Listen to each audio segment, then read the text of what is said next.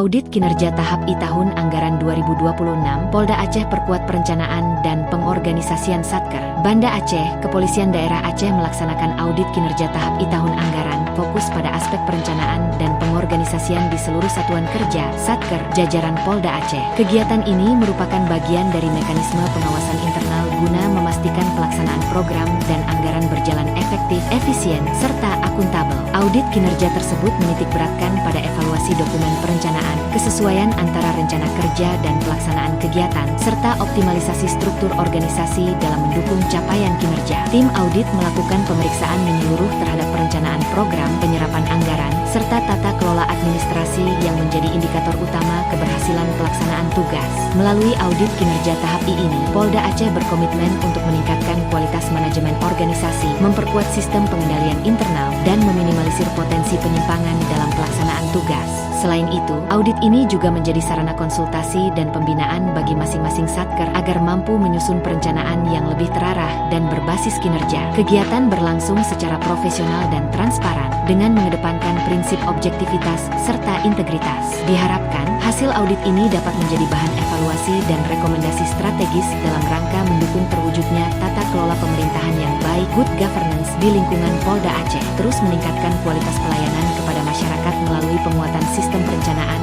dan pengorganisasian yang terstruktur, terukur, dan berorientasi pada hasil.